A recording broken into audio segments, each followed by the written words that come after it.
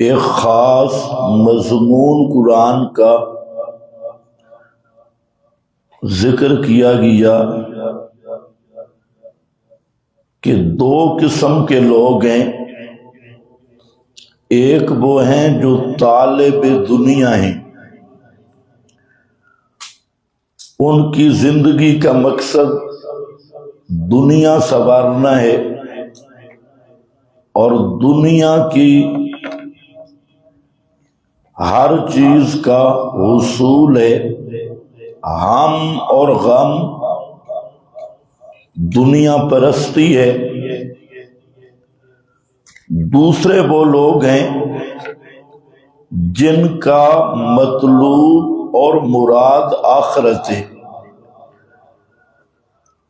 اور وہ آخرت کے طالب ہیں.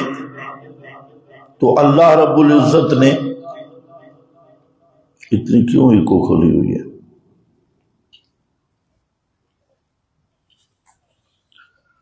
تو اللہ رب العزت نے طالبان دنیا اور طالبان آخرت ان کا ذکر کیا. پھر دونوں کا نتیجہ ذکر کیا کہ جو آدمی من کانا یرید العاجلہ، جو آدمی نقد کا ارادہ کرتا ہے یعنی دنیا کا ارادہ کرتا ہے جو جلدی ملنے والی ہے، عجلنا لہ فیہا ما نشاء لمن نرید، فرمایا کہ ہم اسے جلدی دنیا میں دے دیتے ہیں، لیکن کیا دیتے ہیں؟ ما نشاء، جو ہم چاہیں، لمن نرید، جس کے لیے ہم چاہیں، جتنا ہم چاہیں، جسے چاہیں دنیا عطا کر دیتے ہیں.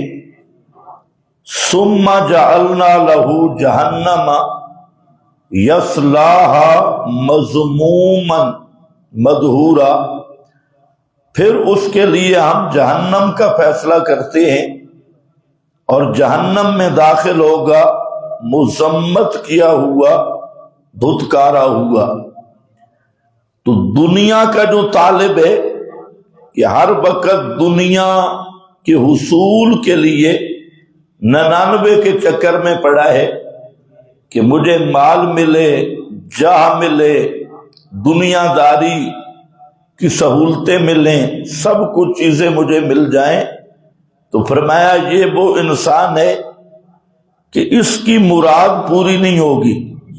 یہ نامراد آدمی ہے، بے مراد آدمی. دنیا کے لیے ہم فیصلہ کرتے ہیں جتنی چاہیں، جس کے لیے چاہیں، وہ ہمارا تکوینی فیصلہ ہے، ہم دے دیتے ہیں.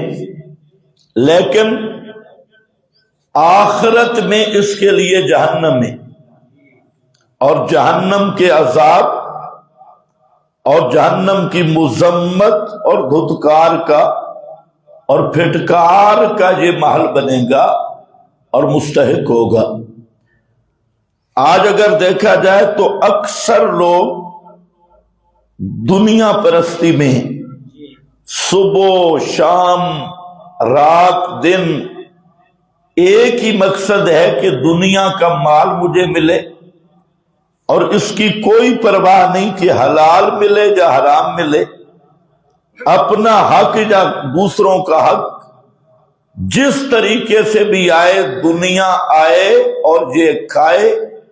سارا چکر یہی چل رہا ہے کہ کسی طریقہ سے دنیا اور دنیا کا ساز و سامان وہ مجھے مل جائے، چاہے اس کے لیے جو کچھ بھی کرنا ہو. رات دن محنت ایک ہی ہو رہی ہے، لیکن اللہ تعالی نے اس کا جہاں نتیجہ ذکر کر دیا کہ جس کا مقصد دنیا ہے، تو دنیا وہ جو کوشش کر رہا ہے یہ لازمی نہیں ہے کہ اس کی تمنا پوری ہو جائے، اور جو کچھ وہ چاہتا ہے اسے مل جائے۔ ہاں جی ہماری مرضی ہے، ہم دنیا دے دیتے ہیں اور جتنی وہ چاہتا ہے اتنی نہیں جتنی ہم چاہتی ہیں۔ عجلنا لہو، اس کے اعمال، نیک اعمال، اس کا بدلہ بھی دنیا میں ہو جاتا ہے، اور صحت کی صورت میں، مال زیادہ ہونے کی صورت میں، پیسہ زیادہ آ گیا تو اس کے جو نیک کام ہیں، صدقہ کرتا ہے، خیرات کرتا ہے، رفع عامہ کے کام کرتا ہے، تو فرمایا وہ بھی اسے دنیا کے اندر ہم واپس کر دیتے ہیں، اور کتنا دیتے ہیں؟ ما نشاء، جتنا ہم چاہتے ہیں۔ اور کس کو دیتے ہیں؟ لمن نرید، جس کے لیے ہم چاہتے ہیں۔ لیکن یاد رکھو جب دنیا مقصد ہے تو پھر آخرت تباہ ہو گئی، برباد ہو گئی۔ ثم جعلنا له جہنم یصلاها مذموما مدحورا، پھر اس کا نتیجہ جہنم ہے، اور جہنم میں داخل ہوگا مذمت کیا ہوا اور دھتکارا ہوا۔ اس کے مقابل وہ لوگ ہیں من اراد الآخرۃ، جن کی مراد آخرت ہے، جن کا مقصد آخرت ہے، ہر کام میں وہ اپنی آخرت کو مد نظر رکھتے ہیں، اور اللہ رب العزت کے ہاں حاضری کا احساس رکھتے ہیں۔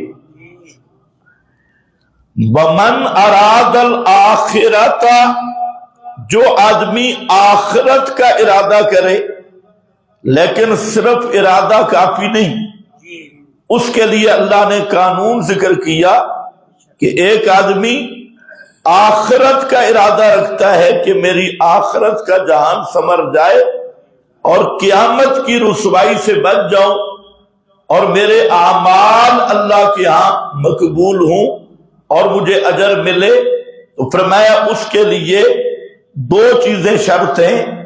ایک تو ہے سعی لہا سعیہا، کہ آخرت کے لیے محنت کرے، لیکن محنت وہ جو آخرت میں فائدہ دینے والی ہے۔ سعیہا، آخرت کی محنت ہو، اور سعی کا معنی دوڑنا ہے، وہ دوڑ لگائے، محنت کرے، کوشش کرے، پوری کی پوری سعیہا، جس کا تعلق آخرت کے ساتھ ہے وہی کام کرے، نیکی کرے۔ اور سعیہا تب بنے گا کہ جو پیارے پیغمبر صلی اللہ علیہ وسلم نے اعمال ذکر کیے، اعمال بتائے، وہ سعی کرے۔ سعیہا وہو مومن، شرط یہ ہے کہ ایمان اور عقیدہ۔ اب جہاں سے بھی قرآن پڑھو، جو مضمون بھی پڑھو، تو ایمان کی شرط پہلے ہی کھڑی ہے، عقیدہ صحیح ہو۔ لوگ کہتے ہیں کہ عقیدے پہ بات کرتے ہیں، باقی کوئی عمل شمل کی بات نہیں کرتے۔ بھائی عمل ہے ہی نہیں جب تک عقیدہ صحیح نہ ہو۔ اب یہ سورہ بنی اسرائیل ہے، اور جہاں اللہ نے ضابطہ بیان کیا من اراد الآخرۃ وسعی لہا سعیہا، جس آدمی نے آخرت کا ارادہ کیا اور پھر آخرت کے لیے محنت کی، کوشش کی، لیکن کون سی کوشش؟ سعیہا، جو آخرت کی محنت ہے، آخرت کو سنوارنے کی محنت ہے، وہ کام کیا۔ اور وہ سعیہا، وہ کون سا کام ہے جو خود نبی مکرم صلی اللہ علیہ وسلم کا تصدیق شدہ عمل ہے۔ کچھ آدمی آخرت کی دوڑ کرتے ہیں لیکن اپنی طرف سے کرتے ہیں دوڑ، اپنی مرضی کی دوڑ، اپنے من چاہی دوڑ، فرمایا یہ سعی قابل قبول نہیں، سعی آخرت کی وہ قابل قبول ہوگی جو سعیہا آخرت کی محنت ہو، اور آخرت کی محنت وہی بن سکتی ہے جو مہر محمدی صلی اللہ علیہ وسلم سے ثابت ہو، تصدیق محمد مصطفیٰ صلی اللہ علیہ وسلم سے ثابت ہو۔ لوگ آج بدعات کرتے ہیں، رسومات کرتے ہیں، اپنی طرف سے دین بنا کے سمجھتے ہیں کہ آخرت سنور رہی ہے۔ یہ آخرت کی سائی نہیں ہے، یہ آخرت کی بربادی ہے۔ آخرت کی سائی تب بنے گی کہ محنت کرنی ہوگی سنت کے مطابق، بدعت کو چھوڑنا ہوگا، رسموں کو چھوڑنا ہوگا، مولویوں اور پیروں اور برادری کے طریقوں کو چھوڑنا ہوگا، اور آخرت کی میں یار اس کو سیٹ کر لے، میرے منہ کی طرف دیکھتے آپ کو سمجھ نہیں آ رہی، آواز کم کر، ایکو تھوڑی کھول، بالکل بند کر دیے۔ تو سعیہا بدعت یہ آخرت کی سائی نہیں۔ کول شریف، 40واں شریف، تیجا شریف، جمعرات شریف، ختم شریف، 11ویں شریف، 12ویں شریف، عرسوں پہ خرچ، میلوں پہ خرچ اور درباروں پہ خرچ، بکرے چھترے اور پیروں کے ہاتھ میں ہاتھ دینا، یہ سعیہا نہیں ہے۔ اللہ نے فرمایا آخرت کا جو آدمی ارادہ رکھتا ہے تو اس کو سعی بھی کرنی پڑے گی آخرت کی۔ سعیہا اگر آخرت کی سعی نہیں کی تو وہ سعی اور وہ محنت قابل قبول نہیں ہوگی، اور وہ ہے سنت محمد مصطفیٰ صلی اللہ علیہ وسلم۔ ہر معاملہ میں پیارے پیغمبر کی سنت کو تلاش کرنا۔ آخرت کے لیے یہ شرط ہے، عبادت ہوگی پیارے پیغمبر کے طریق پہ ہوگی، اللہ کا ذکر ہوگا وہ بھی سنت کے مطابق ہوگا، نماز ہوگی وہ بھی سنت کے مطابق ہوگی۔ ایک آدمی ساری رات نماز پڑھتا ہے لیکن سنت کی رعایت نہیں کرتا تو وہ آخرت کی سعی نہیں کر رہا، اور وہ سعی اللہ کے ہاں وہ محنت قابل قبول نہیں۔ روزہ رکھا ہے لیکن سنت سے ہٹ کے رکھا ہے، وہ روزہ قبول نہیں ہے۔ اللہ کا نام لیا، ذکر کیا ہے لیکن سنت محمد مصطفیٰ صلی اللہ علیہ وسلم نہیں ہے، اپنی مرضی کی بات ہے، تو میرا بھائی مرضی کا دین نہیں چلتا، مولویوں اور پیروں کا دین نہیں چلتا، برادری اور قومی رسمیں نہیں چلتی، علاقائی رسمیں نہیں چلتی۔ ایک ہی لفظ میں اللہ نے یہ بتا دیا سعالہا سعیہا کہ آخرت کی سعی وہ ہوگی جو آخرت کے لیے ہو، اور آخرت کے لیے سعی وہ ہے جو پیارے پیغمبر صلی اللہ علیہ وسلم کی سنت کے مطابق ہے، اس میں بدعت کی ملاوٹ نہیں، رسم کی ملاوٹ نہیں، تو وہ خالصتاً، یہ پہلی شرط ہے۔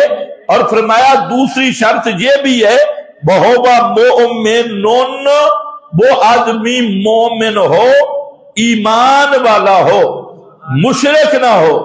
مشرک جتنا مرضی آگے سعی کرتا رہے، کوشش کرتا رہے، مشرک کے سارے عمل حابطت اعمالہم فلا نقیم لہم یوم القیامت وزنا، بدعتی نہ ہو، مشرک نہ ہو، اور صحابہ کا دشمن نہ ہو۔ اگر کسی ایک صحابی کا بغض دل میں آ گیا اور دشمنی آ گئی تو وہ بد عقیدہ آدمی ہے اور بے ایمان آدمی ہے، اس کا ایمان نہیں۔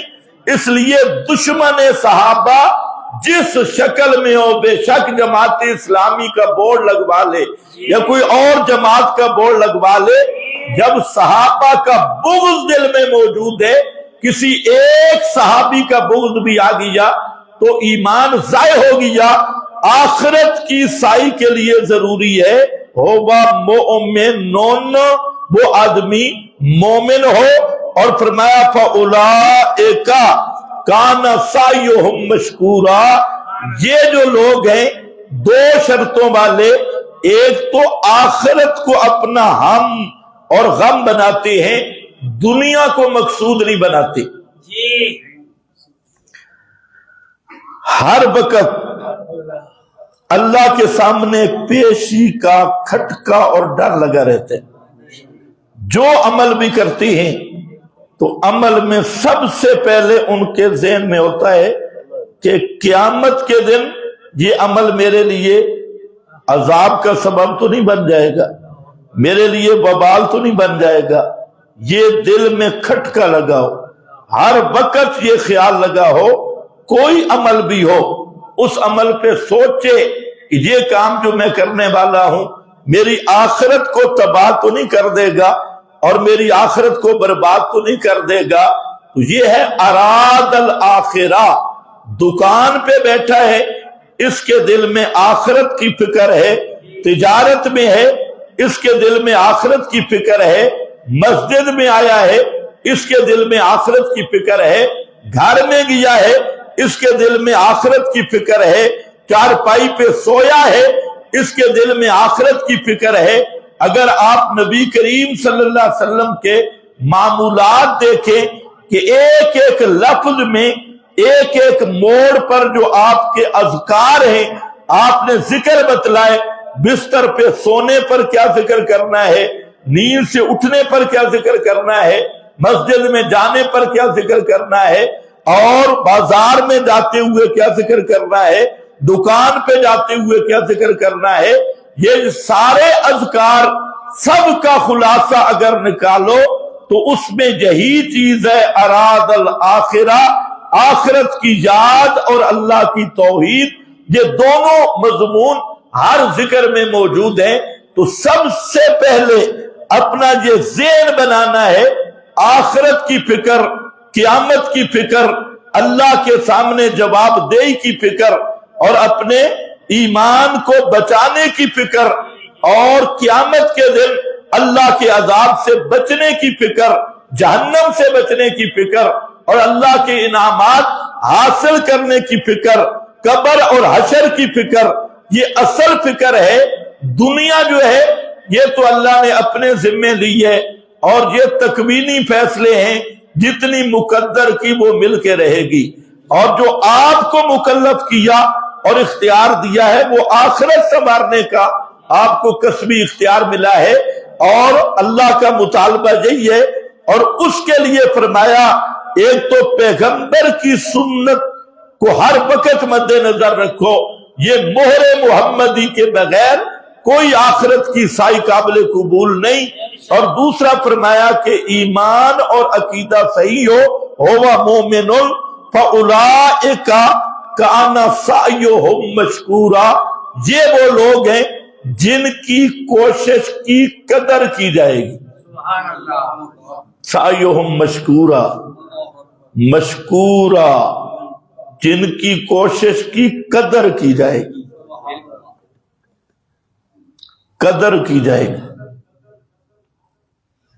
ان شرائط کے ساتھ 1 روپیہ اللہ کی راہ میں خرچ کرتا ہے، قیامت کے دن وہ احد پہاڑ کے برابر اجر بن جائے گا۔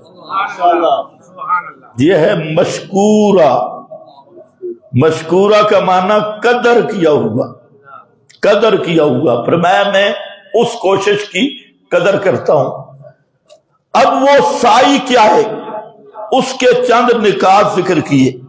پہلا نقطہ شروع کیا، وَقَضَىٰ رَبُّكَ أَلَّا تَعْبُدُوا إِلَّا إِيَّاهُ، یہ ابتدا ذکر کی۔ قضا امرا نہیں، قضا، قضا اٹل فیصلہ، مضبوط فیصلہ، جس فیصلے میں تغیر نہیں ہوتا، تبدل اور نسخ نہیں ہوتا۔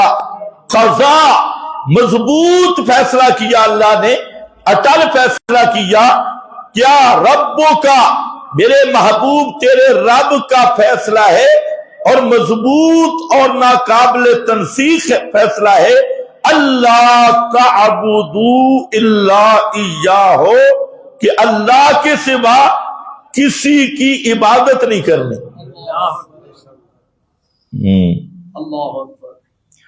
آخرت کی سائی کی پہلی بنیاد، عبادت کس کی ہے؟ صرف اللہ کی۔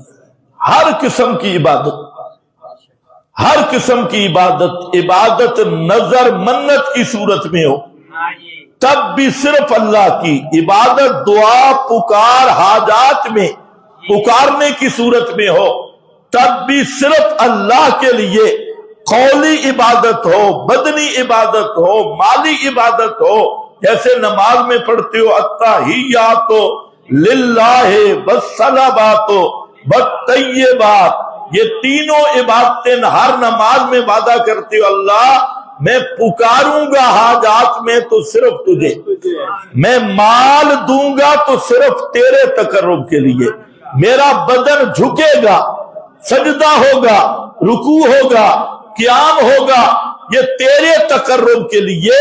تو بدنی عبادت بھی، زبانی عبادت بھی، مالی عبادت بھی للہ، اللہ یہ تیری عبادت ہوگی، تیرے سوا کسی کی عبادت نہیں ہوگی۔ یہی اللہ کا پہلا مطالبہ ہے، اللہ تعبدوا الا ایاہ، کہ سب سے پہلا مطالبہ اور تمام نبیوں کی دعوت، تمام کتابوں کی دعوت اور پورے دین کی بنیاد وہ یہی ہے، ایسا توحید کا عقیدہ ہو جس میں شرک کی آمیزش قطعاً نہ ہو اور کسی قسم کی شرک کی بو نہ ہو، توحید خالصتاً اللہ کی پکار کا عقیدہ، اللہ کی نظر منت کا عقیدہ، اللہ ہی کے سامنے نیاز مندی کا عقیدہ، اور اللہ رب العزت کو اپنا الہ اور معبود ماننا، اور الہ معبود کا مانا بغیر اسباب کے سننے والا، بغیر اسباب کے جاننے والا، بغیر اسباب کے تصرف کرنے والا، یہ اللہ رب العزت کی عظمت کا عقیدہ ہے، اور یہی اللہ رب العزت کی توحید کا عقیدہ ہے۔ تو اس لیے میرے بھائیوں، سارے دین کی بنیاد، سارے نبیوں کی دعوت کی بنیاد، ساری کتابوں کی بنیاد اور پورے قرآن مقدس کی بنیاد ایک ہی نقطہ ہے، اور وہ یہی ہے، اللہ تعبدوا الا ایاہ۔ یہ ہے سعیہا، آخرت کی محنت۔ آخرت کی محنت جہاں سے شروع ہوتی ہے، عقیدے سے شرک نکال لو، اور اگر تمہیں پتہ نہ چلے شرک کیا ہے، مشرک کون ہے، موحد کون ہے، تو آپ کو ایک سوچ بھی بتا دیتا ہوں۔ مشرک کے سر پہ سینگ نہیں ہوتے۔ آج اگر مشرک کو پہچاننا ہے، اس سے پوچھ لو کہ موت کے بعد کوئی سنتا ہے یا نہیں سنتا۔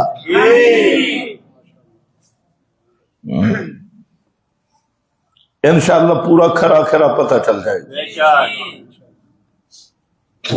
اگر کہے جی نہیں، تو پھر اگلے سوال ہوں گے۔ اور یاد رکھو، جو مشرک بھی ہے اس کا پاؤں پھسلتا ہی سما والے عقیدے سے۔ اگر سما والا عقیدہ یہ پکا ہو گیا کہ بغیر اسباب کے سننے والا کون ہے، صرف اللہ ہے، بغیر اسباب کے پیغمبر کریم بھی نہیں سنتے، بغیر اسباب کے کوئی زندہ مردہ نہیں سنتا۔ اگر یہ عقیدہ ہے تو انشاءاللہ وہ آدمی شرک سے پاک ہوگا، اور اگر یہ عقیدہ نہیں تو ہزاروں داڑیاں رکھے، نمازیں پڑھے، پگڑیاں پہنے، اور بڑے بڑے القاب ہوں، مولوی ہو، پیر ہو، دیوبندی ہو، بریلی ہو، اہل حدیث ہو، کوئی کسی قسم کا فرقہ ہو، لیکن عقیدہ اگر یہ ہے کہ مردے بھی عادتاً سنتے ہیں، تو اس نے مافوق الاسباب سمیع والی صفت مردوں میں مان کے یہی مشرک ہے۔ اور باقی مسئلے بعد میں ہیں کہ کچھ کر سکتے ہیں یا نہیں، یہ مسئلہ بعد میں ہے، حاجت روا ہے یا نہیں یہ مسئلہ بعد میں ہے، مشکل کشا ہے یا نہیں یہ مسئلہ بعد میں ہے، عالم الغیب ہے یا نہیں یہ مسئلہ بعد میں ہے۔ سب سے پہلی بات یہ ہے جب موت سے اسباب منقطع ہو گئے اب بتا وہ سنتا اور دیکھتا ہے یا نہیں؟ اگر کہے اور تو نہیں، نبی کریم علیہ السلام قبر پہ جانے والوں کو دیکھتے بھی ہیں سنتے بھی ہیں۔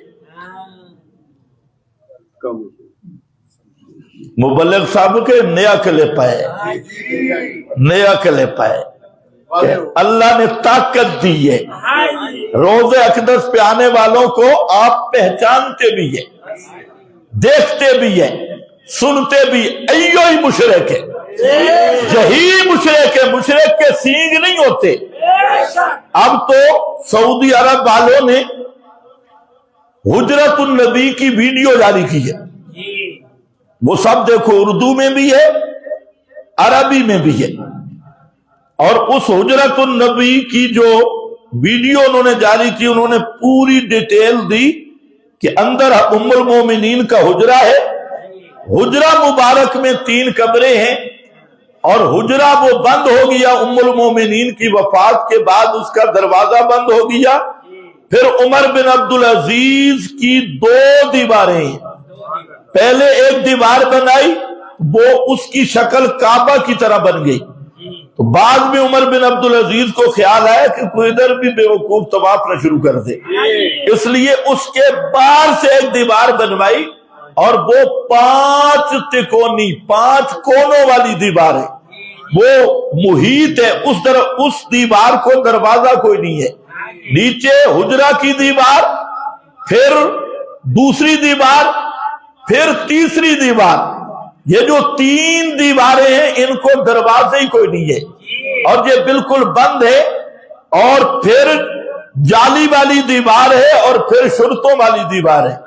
یہ 5 دیواروں کی ڈیٹیل جاری ہو گئی، اور ائمہ نے تصریح کی ہے کہ اندل قبر کہاں بنتا ہے؟ داخل الحجرہ، اندیت کا تحقق ہوتا ہے ام المومنین کے حجرہ کے اندر کوئی داخل ہو تو یہ ہے اندیت۔ یہی بات بڑے بڑے ائمہ نے تصریح کی ہے۔ تو اب مسئلہ یہ ہے، فرماتے ہیں جو حجرہ کی دیوار کے باہر ہے یہ بعید ہے، خارج الحجرہ بعید، اور براء الجدار ابعد، یہ اس سے بھی زیادہ دور ہے۔ اور موجودہ صورتحال میں کتنی دیواریں ہیں؟ 5۔ کتنی دیواریں ہیں؟ 5 دیواروں سے ان کے عقیدہ بیان کر رہا ہوں۔ ہمارے نزدیک تو جو جس پہ موت آ جائے وہ پوری دنیا سے ہی چلا جاتا ہے، پوری دنیا سے چلا جاتا ہے، وہ دنیا کے کسی کونے میں ہے ہی نہیں، پوری دنیا سے خارج ہے۔ دنیا کا جہان بدل گیا، مکان بدل گیا، اور نبی کریم صلی اللہ علیہ وسلم کی پاک اور مقدس روح وفات کے بعد وہ رفیق اعلیٰ میں چلی گئی، اور رفیق اعلیٰ جنت الفردوس کا مقام ہے، جس مکان کی چھت اللہ کا عرش ہے۔ آپ کی روح مبارک ارواح انبیاء کے ساتھ اس جنت الفردوس میں ہے، اور جو زمین سے لاکھوں میل دور کا فاصلہ ہے، تو جو فوت ہو گیا وہ تو دنیا سے دور ہو گیا، اس کا قرب تو ہے ہی نہیں۔ لیکن جو لوگ اندہ کر رہے ہیں میں ان کی اندیت نہیں کر رہا ہوں۔ اندل قبر، اندل قبر، اندل قبر، اور اندل قبر کا پہلے سمجھ تو صحیح، یہ 5 جو تو اندہ لگا کے بیٹھا ہے، ائمہ نے تصریح کی ہے کہ قبر کیا اندیت، ایک تو ہے نا اندن نبی، نبی پاک علیہ السلام تو چلے گئے رفیق اعلیٰ میں، پیغمبر کے کریم کے پاس تو موت کے بعد جا سکتے ہی کوئی نہیں، اور جو آپ کی قبر مبارک ہے اس کی اندیت بھی حجرہ کے اندر ہے۔ جب حجرہ مبارک سے باہر والی دیوار وہ بعید ہے، دوسری دیوار وہ ابعد ہے، تو اب جو ظاہر کھڑا ہوتا ہے سلام کے لیے، یہ اندل قبر ہے یا بعید ہے؟ یہ اندل قبر نہیں، یہ بعید ہے۔ اور یہ ان کے اپنے اصول، للڑ پارٹی کے اپنے اصول کے مطابق بھی جو دور سے سما کا قائل ہے وہ مشرک ہے، تو اپنے عقیدے کے مطابق، اپنے فتویٰ کے مطابق بھی یہ شرک بنتا ہے، کیونکہ جہاں اندیت ہے نہیں، جب اندیت نہیں، دور سے سما کے قائل ہے تو دور کے سما کا قائل بالاتفاق مشرک ہے۔ وجہ وہاں پر بھی یہی ہے کہ اسباب نہیں، اور ہمارے نزدیک تو جب موت آ گئی، اسباب ختم ہو گئے، مرنے کے بعد ایک دیوار بھی نہ ہو، تب بھی عادتاً سننے کا قائل اسی طرح مشرک بنتا ہے۔ لیکن ان کے اصول پر بھی یہ شرک بنتا ہے کہ جہاں اندیت شندیت کوئی نہیں ہے۔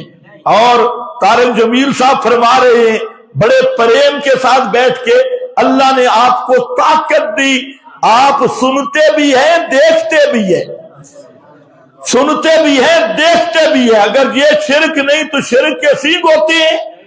اللہ نے کئی مقام پہ فرما دیا اما نُرِيَنَّكَ بَعْضَ الَّذِي نَعِدُهُمْ أَوْ نَتَوَفَّيَنَّكَ نُرِيَنَّكَ أَوْ نَتَوَفَّيَنَّكَ۔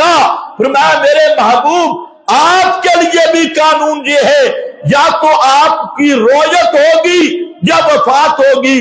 مطلب کیا ہے؟ آپ پہ بھی موت آ گئی، پھر دنیا کی چیزوں کو آپ بھی دیکھ سکتے نہیں۔ اب یہ قرآن ہے، یہ کسی مولوی کی بات نہیں کر رہا، کوئی حوالہ شوالہ نہیں ہے، ڈائجسٹ نہیں پڑھ رہا۔ اما نُرِيَنَّكَ بَعْضَ الَّذِي اور نَتَوَفَّيَنَّكَ، نَتَوَفَّيَنَّكَ مقابل ہے نُرِيَنَّكَ، یا ہم آپ کو دکھائیں گے یا آپ پہ موت آ جائے گی، تو دونوں چیزیں جمع نہیں ہو سکتی۔ پیغمبر پہ بھی موت آ جائے تو پھر دیکھنے والی بات نہیں ہے، پھر سننے والی بات نہیں ہے۔ دنیا، پیغمبر کریم بھی دنیا سے چلے گئے، یہی معنی ہے موت کا، یہی معنی ہے وفات کا۔ تو میں عرض یہ کر رہا تھا کہ اگر مشرک کی سمجھ نہیں آ رہی کہ مشرک کون ہوتا ہے، تو مشرک کے سر پہ سینگ نہیں ہوتے، اور اس کے مشرک کے سر پہ اور بھی کوئی نشانیاں نہیں ہوتی۔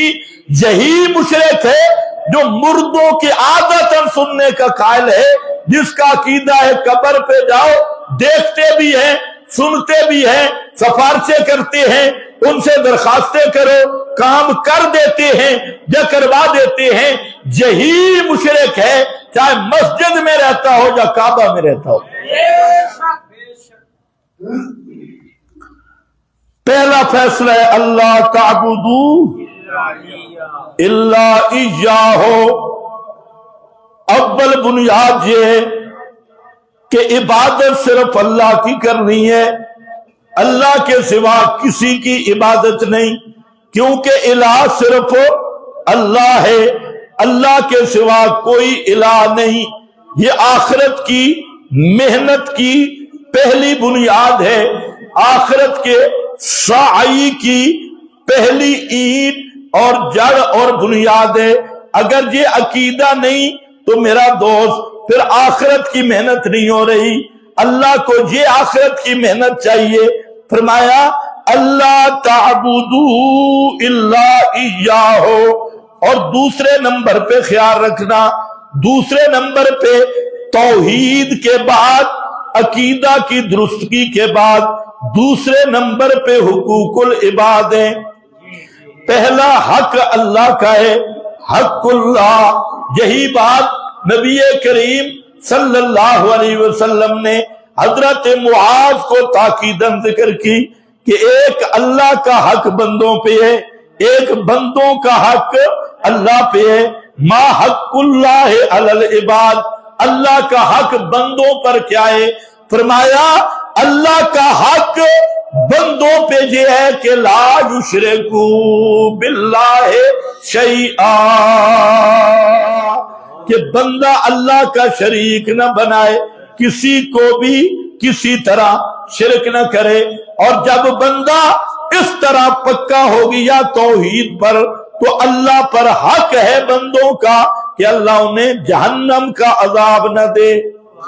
عقیدہ خالص ستھرا ہو گیا تو فرمایا پھر اللہ ان کو جہنم کا عذاب نہ دے، یہ حق العباد اللہ، اللہ نے اپنے ذمہ یہ تفضلاً لے لیا کہ جو بندہ مواحد ہونے کی حالت میں مجھے ملے گا میں اسے عذاب نہیں دوں گا۔ یہ توحید کا حق ہے جو اللہ نے بطور کرم کے، بطور فضل کے اپنے ذمہ لیا ہے۔ فرمایا دوسرے نمبر پہ حقوق العباد ہیں، بندوں کے حق ہیں، حقوق اللہ کے ساتھ بندوں کے حق، یعنی توحید کا رنگ تب پتہ چلتا ہے جب معاملات کا معاملہ آ جائے۔ امتحان توحید کا ہو جاتا ہے، بندوں کے ساتھ تمہارا کیا معاملہ ہے۔ معاملات میں آ کر نمازیں پڑھنی آسان ہے، روزے رکھنے آسان ہے، دوسروں کے حق کی رعایت کرنا بڑا مشکل ہے۔ اس لیے سب سے اہم معاملہ ہے بندوں کے حقوق، اور قرآن مقدس نے 5 مقامات پر پہلا حکم توحید کا دیا، اور توحید کے ساتھ پھر حقوق العباد کی بات چھیڑی ہے کہ جو بندوں کے حق ہیں، اور جتنے آدمی اور انسان ہیں سب سے زیادہ قریبی والدین ہیں، سب سے بڑے آدمی کے محسن والدین ہیں، سب سے بڑا احسان کرنے والے والدین ہیں۔ اس لیے اللہ رب العزت نے قرآن کریم میں جب اپنا حق توحید بیان کیا، ساتھ والدین کا حق بھی بیان کر دیا، والدین کا حق بیان کیا اور بڑے عجیب انداز میں بیان کیا۔ فرمایا وَبِالْوَالِدَيْنِ إِحْسَانًا،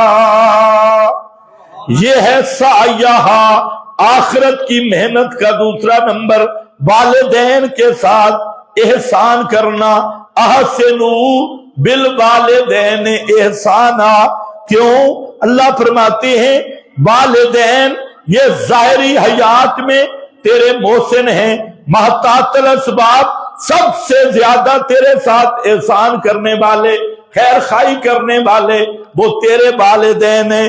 والدین کے ساتھ احسان کرنا ہے۔ آج مغرب زدہ طاغوتی معاشرہ ہے، آج والدین کی جتنی تذلیل ہوتی ہے اور اولاد کے ہاتھوں سے ہوتی ہے کسی معاشرے میں اتنی نہیں ہے۔ آج مسلمان اور مولوی حضرات کہلوانے والے بھی اس حکم سے بالکل بے خبر ہیں، حالانکہ قرآن کریم کو دیکھا جائے فرمایا وَبِالْوَالِدَيْنِ إِحْسَانًا، ہر حال میں والدین کے ساتھ نیک سلوک کرنا ہے، احسان والا سلوک کرنا ہے۔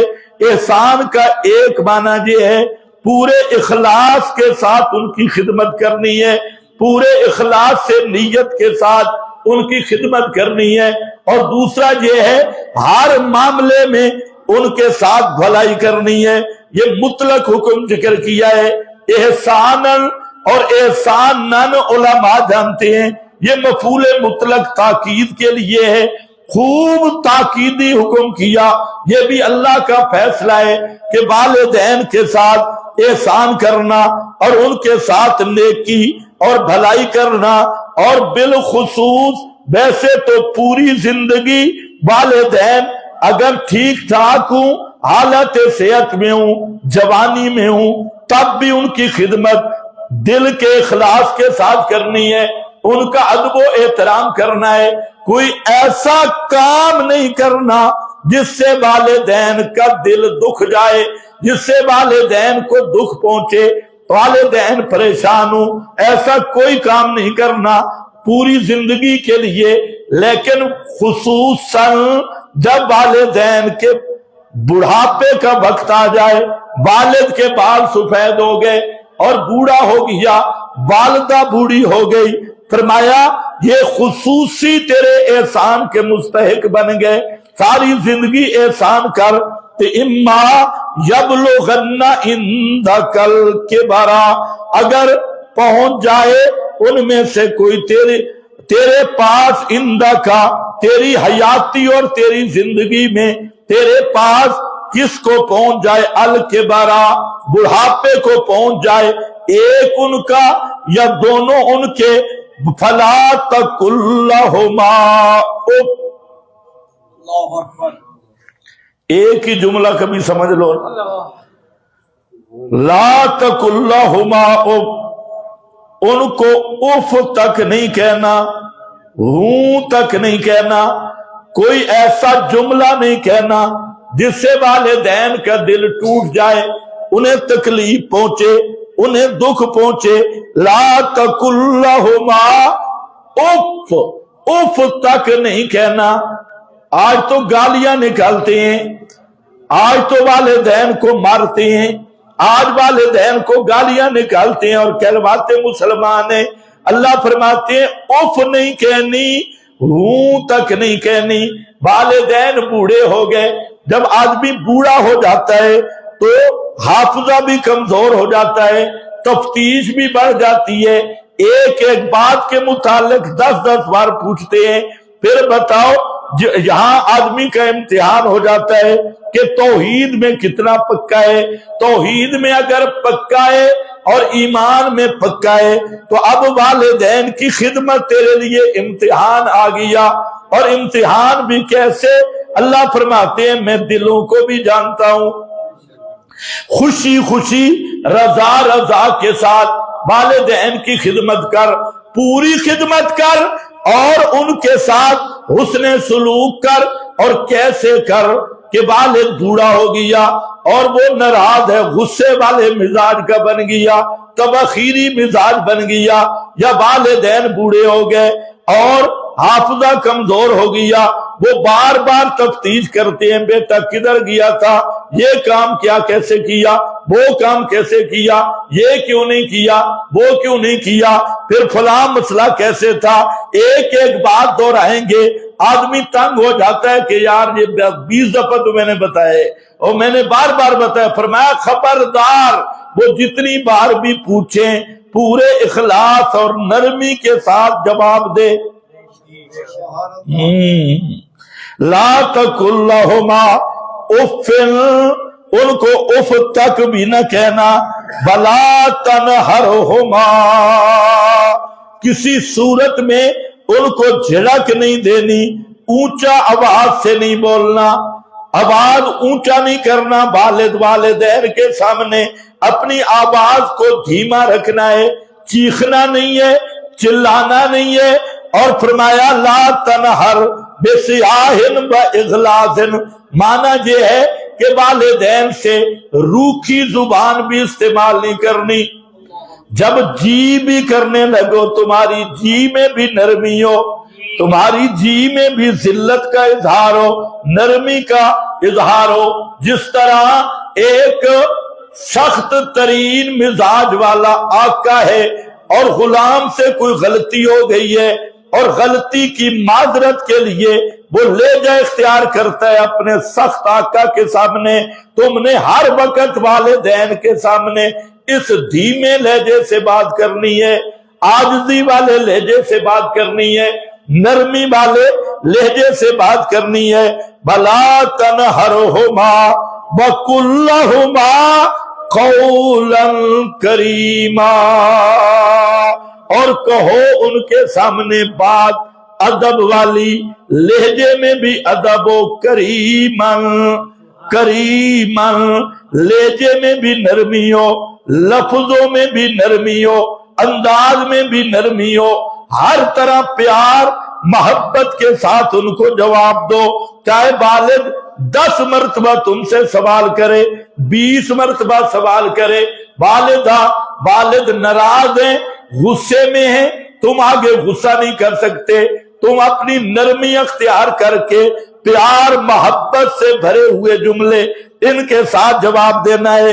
قل لہما قولا کریما واخفض لہما جناح الذل، تیسرا حکم ہے من الرحمت، فرمایا والدین کے لیے اپنے پروں کو جھکا لے، جس طرح مرغی اپنے پر، پرندہ اپنے پر جھکا لیتا ہے اپنے بچوں کو پروں کے نیچے، پیار اور محبت دیتا ہے، اور ان کو کوئی دھوپ نہیں لگنے دیتا، سردی نہیں لگنے دیتا پرندہ، تو بھی اپنے پروں اور بازوؤں کو پھیلا لے اور اس پرندے کی طرح اپنے والدین کو اپنی آغوش میں لے لے، محبت میں لے لے، پیار میں لے لے، ان کے ساتھ من الرحمت اسی طرح پیار کر اور اسی طرح ان کو کندھا عاجزی کے لیے جھکا۔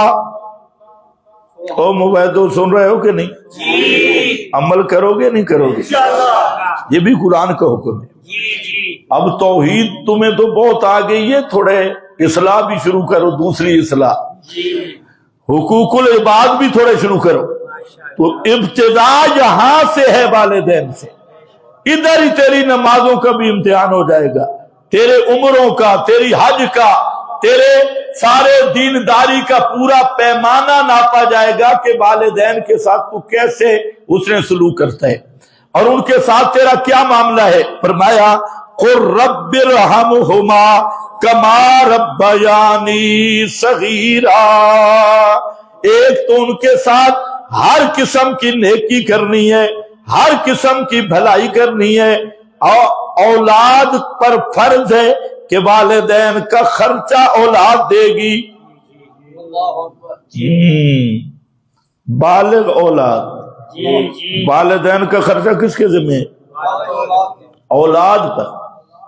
آج تو کام الٹا نہیں ہو گیا، آج اولاد مانگتی ہے والدین سے تم ہمیں دو، حالانکہ والدین کو کس نے کھلانا ہے؟ اولاد نے، اولاد نے کھلانا ہے والدین کو۔ بیمار ہو گئے، علاج معالجہ کس نے کرنا ہے؟ اولاد نے کرنا ہے، والدین کا۔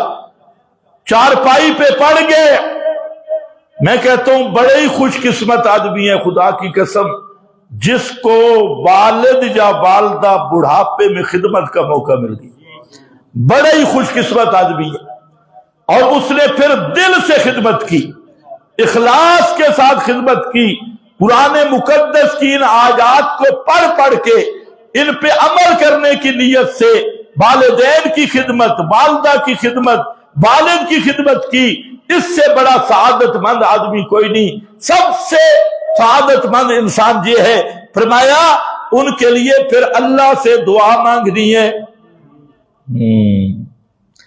لفظ قرآن کے عجیب ہے، وقت نہیں ہے، لفظ میں ابھی چھوڑ رہا ہوں، درمیان میں تشریح آئندہ جمعے پہ انشاءاللہ ہو جائے گی۔ قُلْ رَبِّ ارْحَمْهُمَا كَمَا رَبَّيَانِي صَغِيرًا، دعا کیسے کر؟ اے میرے پروردگار میری اماں اور میرے باپ پہ رحم کر دے، ان پہ رحمت کر دے۔ ارحمہما کما ربیانی صغیرا، قرآن یاد دہانی کرا رہا ہے۔ فرمایا اس وقت کو بھی یاد کرنا، تو چھوٹا تھا، والدین نے تیرے ساتھ کیا، کیسے اس نے سلوک کیا، چھوٹا بچہ تھا، اور چھوٹا بچہ اس میں والد اور والدہ اپنی جان تک دینے کے لیے تیار ہوتے ہیں اپنے بچے پر، اور ماں کی مشقتیں دیکھیں، والد کی مشقتیں دیکھیں، بچے کو بیمار دیکھتے ہیں، دونوں بے چین ہو جاتے ہیں، بے سکون ہو جاتے ہیں۔ بچے میں بچہ روتا ہے تو صرف بچہ نہیں روتا، والدین کا دل بھی روتا ہے، محبت اور پیار کے ساتھ اس کو چھاتی سے لگاتی ہے، ساری ساری رات ماں جاگتی ہے، سردیوں کا موسم ہے اور بچے نے بستر پہ پیشاب کیا، ماں کے کپڑوں پہ پیشاب کر دیا، لیکن ماں بچے کو پھر بھی خشک جگہ دیتی ہے اور خود وہ پیشاب پاخانہ بھی برداشت کرتی ہے اور سردیاں بھی برداشت کرتی ہے۔ رات کو ہر گھنٹے کے بعد اون اون کی آوازیں آتی ہیں اور ماں جی کر کے بلاتی ہے۔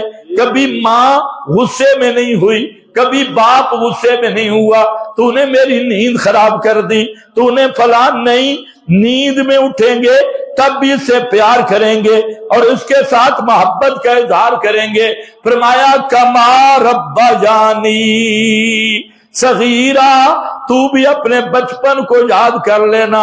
एक एक बात तू 10-10 बार पूछता था, अब्बू ये क्या है, ये क्या है, वो क्या है, ये क्यों है, ये मासूमाना सवाल करता था तो वाले तुझे गुस्से से जवाब नहीं देते थे, हंस हंस के प्यार प्यार से और मोहब्बत से तुझे वालिदैन जवाब देते थे। आज उनकी हालत यही बन गई और बार बार तुझे बोलना पड़ता है तो तू गुस्से कर रहा है और तू परेशान हो रहा है। कमा रब्बा जानी सगीरा, अपने बचपन को भी याद कर और फिर यूं दुआ कर कि अल्लाह मुझ पे, मेरे वालिदैन पे इस तरह रहमत कर दे, इन्होंने जैसे मुझे बचपन में पाला है मेरे दिल को भी खालिस कर दे और मेरे आज़ा को भी इनकी खिदमत के लिए खालिस कर दे और मैं उसी दर्द उसी मोहब्बत के साथ वालिदैन की खिदमत कर सकूं। रब्बुकुम आलमु बिमा फी नुफूसिकुम, नुफूसिकुम बहुत सख्त हुक्म है। फरमाया ये जो खिदमत कर रहे हो अल्लाह की नजरें तुम्हारे दिल पे हैं। तुम्हारे दिल में क्या है? कई खिदमत करते हैं चलो कुछ जायदाद लिखवा लूं, कोई खिदमत करते हैं वालिदैन को खुश करने के लिए कि विरासत से कोई नाजायज हिस्सा करवा लूं, माली मफाद हासिल कर लूं या कोई और मफाद हासिल कर लूं। फरमाया खबरदार, खिदमत कैसे करनी है मेरा हुक्म समझ के, बिमा फी नुफूसिकुम, जो तुम्हारे दिलों में है मैं उसको जानता हूं। खिदमत खालिस करनी है अबूवत के हक की वजह से, वालिदैन के हुकूक की वजह से, लालच वाली खिदमत नहीं करनी, हिर्स वाली खिदमत नहीं करनी। और याद रखो दुनिया के जितने रिश्ते हैं सबसे खालिस रिश्ता वालिदैन वाला है। बीवी वाला रिश्ता है लेकिन वो उस तरह खालिस नहीं। तुम भूल जाते हो, नई सरकार आई तो मां भूल गई, वालिदैन भूल गए और बीवियों की बात मान के वालिदैन को घर से निकलती, वालिदैन को जूते मारती। लेकिन कभी देख लो वालिदैन का जज्बा और बीवी का जज्बा, अक्सर यही होगा कि बीवी का जज्बा होगा नोटों पर,